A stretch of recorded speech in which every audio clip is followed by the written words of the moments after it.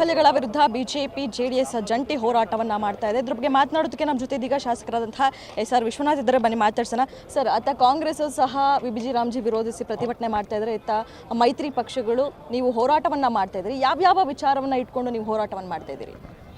ಪ್ರಮುಖವಾಗಿ ಎರಡು ವಿಚಾರ. ಒಂದು, ಜಂಟಿ ಅಧಿವೇಶನ ನಡೆದಂಥ ಸಂದರ್ಭದಲ್ಲಿ ಘನವೆತ್ತ ರಾಜ್ಯಪಾಲರ ಭಾಷಣ ಮುಗಿಸಿ ಹೊರಗಡೆ ಹೋಗುವಂಥ ಸಂದರ್ಭದಲ್ಲಿ ಅವ್ರ ಮೇಲೆ ಹಲ್ಲೆ ಪ್ರಯತ್ನ ಆಗಿದ್ದು, ಅವ್ಯಾಚ್ಯವಾಗಿ ಧಿಕ್ಕಾರಗಳನ್ನು ಕೂಗಿರ್ತಕ್ಕಂಥದ್ದು. ಬಹುಶಃ ರಾಜ್ಯದ ವಿಧಾನಸಭೆಯ ಇತಿಹಾಸದಲ್ಲಿ ಇದು ಮೊದಲನೇ ಬಾರಿಗೆ ಆಗಿರ್ತಕ್ಕಂಥದ್ದು. ಇದು ರಾಜ್ಯದ ಜನತೆಗೆ ಅವಮಾನ ಮತ್ತು ಅಧಿವೇಶನದಲ್ಲಿ ಇರ್ತಕ್ಕಂಥ ಆ ಒಂದು ಸನ್ನಿವೇಶಕ್ಕೆ ಅವಮಾನ ಮಾಡಿರ್ತಕ್ಕಂಥದ್ದು.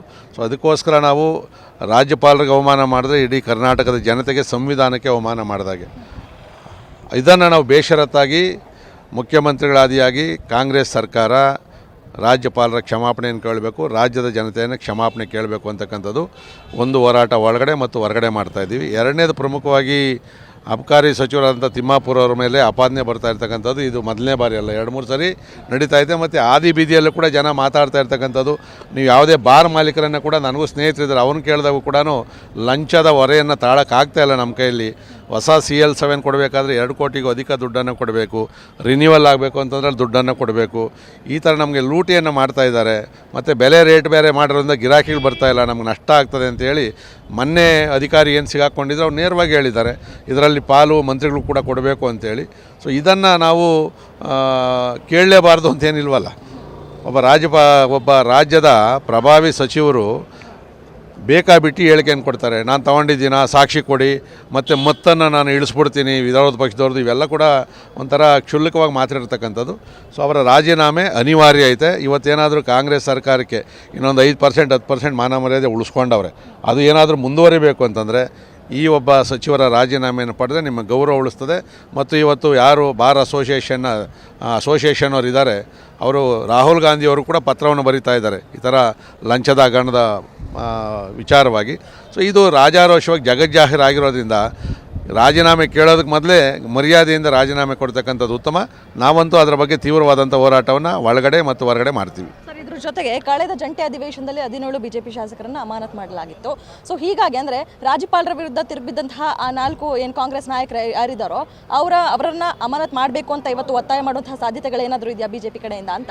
ಈಗಾಗಲೇ ನಾವು ಒತ್ತಾಯವನ್ನು ಮಾಡಿದ್ದೀವಿ. ನಮ್ಮ ವಿರೋಧ ಪಕ್ಷ ನಾಯಕರು ಕೂಡ ಮಾತಾಡಿದ್ದಾರೆ. ನಾವು ಸಭಾಧ್ಯಕ್ಷರು ಒಳಗಡೆ ನಾವು ಸ್ವಲ್ಪ ಲಾಸ್ಟ್ ಟೈಮು ನಾವು ಪ್ರತಿಭಟನೆಯನ್ನು ಮಾಡಿದಾಗ ನಾವು ಯಾವುದೇ ಅವ್ಯಾಚ್ಯ ಶಬ್ದದಿಂದ ಸ್ಪೀಕರ್ ಅವ್ರು ಬೈದು ಇರಲಿಲ್ಲ, ಅವ್ರ ಮೇಲೆ ಹಲ್ಲೆ ಪ್ರಯತ್ನ ಮಾಡಿರಲಿಲ್ಲ. ನಾವು ಸ್ಪೀಕರ್ ಅವರ ಮೇಲ್ಗಡೆ ಚೇರ್ ಮೇಲೆ ಹತ್ತಿದ್ವಿ ಅಂದ ತಕ್ಷಣ ನಮ್ಮನ್ನು 3 ತಿಂಗಳು ಸಸ್ಪೆಂಡ್ ಮಾಡಿದ್ವಿ.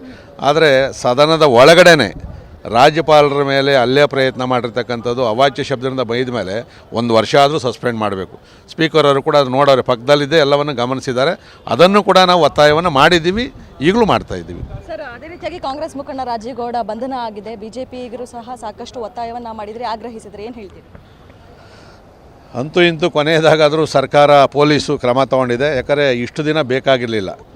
ಈಗಿರ್ತಕ್ಕಂಥ ತಂತ್ರಜ್ಞಾನದಲ್ಲಿ ಅವನು 2 ದಿನದಲ್ಲೇ ಬಂಧಿಸಬೇಕಾಗಿತ್ತು. ಆದರೆ ಕಾಂಗ್ರೆಸ್ ಮುಖಂಡರೇ ಅವ್ರಿಗೆ ಇಲ್ಲಿವರೆಗೂ ರಕ್ಷಣೆಯನ್ನು ಕೊಟ್ಟಿದ್ದಾರೆ ಅಂತೇಳಿ ಜನ ಮಾತಾಡ್ತಾ ಇದ್ದಾರೆ. ಮಂಗಳೂರಲ್ಲೂ ಕೂಡ ಕಾಂಗ್ರೆಸ್ನ ಮುಖಂಡರ ಮನೆಯಲ್ಲೇ ಇದ್ದಿದ್ದು ಅವರೇ ಅವನನ್ನು ಪರಾರಿಯಾಗೋದಕ್ಕೆ ಸಹಾಯ ಮಾಡಿರ್ತಕ್ಕಂಥದ್ದು.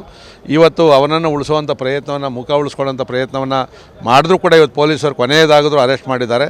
ಅದು ಏನು ಜನಗಳ ಒತ್ತಡ ಮತ್ತು ಮಾಧ್ಯಮಗಳಲ್ಲಿ ಹಿಗ್ಗಾಮುಗ್ಗಾ ಕಾಂಗ್ರೆಸ್ಸನ್ನು ಮತ್ತು ಗೃಹ ಇಲಾಖೆಯನ್ನು ತರಾಟೆಗೆ ತಗೊಂಡಾದಮೇಲೆ ಇರೋ ಒಂದು ಕಿಂಚಿತ್ ಮಾನ ಉಳಿಸ್ಕೊಳ್ಳೋದಕ್ಕೋಸ್ಕರ ಅವನು ಅರೆಸ್ಟ್ ಮಾಡಿದ್ದಾರೆ.